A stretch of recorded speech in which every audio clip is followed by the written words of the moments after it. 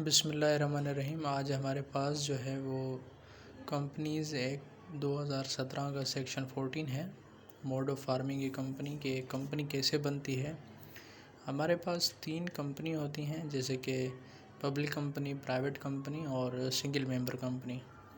जो public company है वो 3 या फिर 3 से ज़्यादा लोगों से बनती है, और ये जो है अपना प्राइवेट 2 या 2 से ज़्यादा लोगों से बनती है, लेकिन मिनिमम उसकी जो क्वांटिटी है वो 2 ही होगी, और पब्लिक की 3।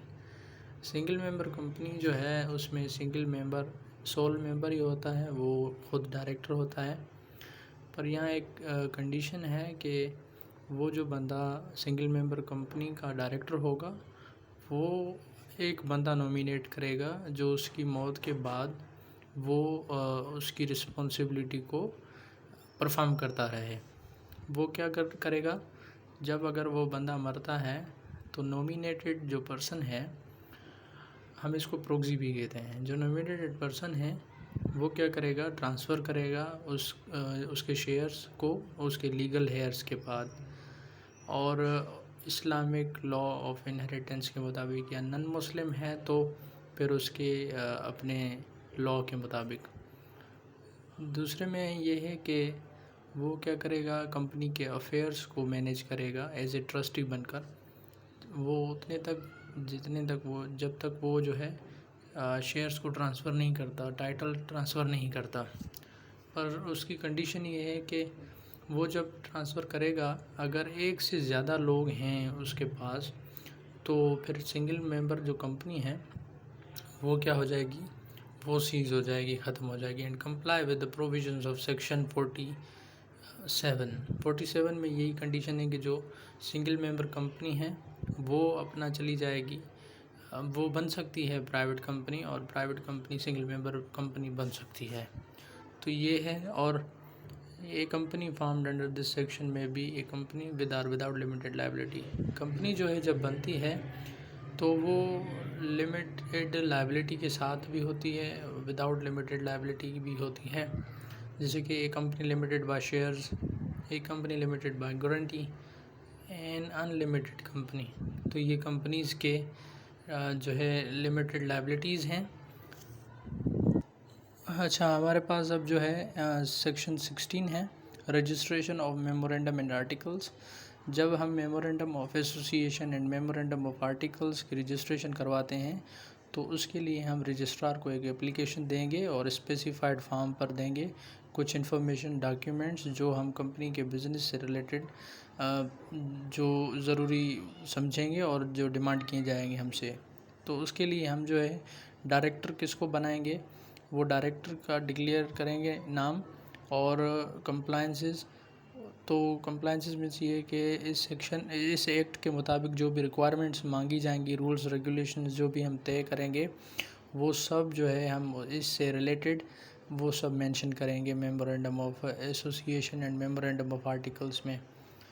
और मेमोरेंडम ऑफ एसोसिएशन जो है वो जब हमारे पास जो मेंबर्स होंगे या सब्सक्राइबर्स होंगे, जिनके शेयर्स होंगे हमारे पास, कैपिटल शेयर्स होंगे, वो उस पे साइन करेंगे।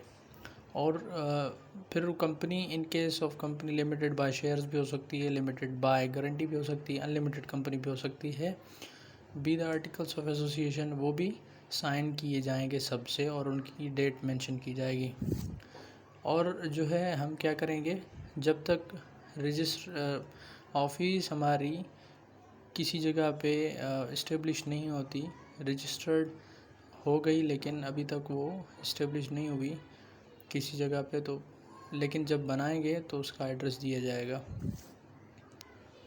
अब ये है कि रजिस्ट्रार समझता है कि डॉक्यूमेंट या इन्फॉर्मेशन जो आपने जमा करवाई है कंपनी की इनकॉर्पोरेशन के लिए, वो कंट्ररी टू लॉ है, या फिर वो मैच नहीं करती रिक्वायरमेंट्स ऑफ लॉ से, या वो कंप्लीट नहीं है, या कोई गलती है उसमें, तो आपको रजिस्ट्रार टाइम देगा कि आप जो है रिवाइज डॉक्यूमेंट दोबारा जमा करवाएं और अपने जो डिफेक्ट्स या डिफिशियंसीज़ हैं उनको स्पेसिफाइड पीरियड में ख़त्म कर दें। अगर ये है कि आप एप्लीकेंट हैं, आपने एप्लीकेशन तो दी लेकिन आपने सब सेक्शन 2 के तहत आपने कोई भी डेफिशिएंसीज रिमूव नहीं की जो आपको स्पेसिफाइड पीरियड दिया गया था, तो रजिस्ट्रार आपकी रजिस्ट्रेशन, कंपनी की रजिस्ट्रेशन को रिफ्यूज़ कर सकता है। अगर ये है अब सब सेक्शन 4, इसमें है कि रजिस्ट्रार अगर मुतमईन है आपकी सारी रिक्वायरमेंट से जो एक्ट के मुताबिक आपने दी हैं डॉक्यूमेंट्स वगैरह, तो फिर वो आपके मेमोरेंडम को जो फिर वो रजिस्टर कर देगा। और रजिस्ट्रेशन में, मेमोरेंडम ऑफ कंपनी की रजिस्ट्रेशन में वो आपको एक सर्टिफिकेट इशू करेगा। उस सर्टिफिकेट में आपका नाम, रजिस्ट्रेशन नंबर होगा, कंपनी का नाम, रजिस्ट्रेशन नंबर, डेट होगी कि इनकॉर्पोरेशन कब हुई, और वो प्राइवेट है या पब्लिक कंपनी है, वो लिमिटेड है या अनलिमिटेड कंपनी है, वो अगर लिमिटेड है तो लिमिटेड बाय शेयर्स है या लिमिटेड बाय गारंटी है। सर्टिफिकेट आपको सब सेक्शन 7 में सर्टिफिकेट दिया जाएगा अंडर सब सेक्शन 5, फिर वो रजिस्ट्रार जो है साइन करेगा उस पर, और उस पर रजिस्ट्रार का ऑफिशियल सील भी लगेगा। सर्टिफिकेट जब मिल गया आपको तो आपका जो है means shall be conclusive evidence that the requirements of this act as to registration have been complied with and the company is duly registered under this act। जब सर्टिफिकेट मिलेगा आपको तो ये कंक्लूसिव एविडेंस है आपके पास कि आपकी कंपनी रजिस्टर्ड है। रजिस्ट्रेशन मेमोरेंडम की अगर रद्द की जाती है तो आपके जो भी सब्सक्राइबर्स हैं या अथोराइज्ड पर्सन है वो राइटिंग में 30 डेज़ के अंदर अंदर ऑर्डर ऑफ रिफ्यूज़ल के ख़िलाफ़ वो कमीशन के पास अपील करेगा। और अगर कमीशन का जो ऑर्डर होगा अंडर सब सेक्शन 9 वो फाइनल होगा और किसी भी कोर्ट या किसी भी अथॉरिटी के सामने मीन्स आप जब वो कमीशन को वो पावर्स हैं तो वो चैलेंज नहीं हो सकता किसी भी कोर्ट या किसी भी अथॉरिटी के सामने। तो आज हमने सेक्शन 14 और सेक्शन 16 को कवर किया है, इंशाल्लाह करेंगे आगे भी। Thank you.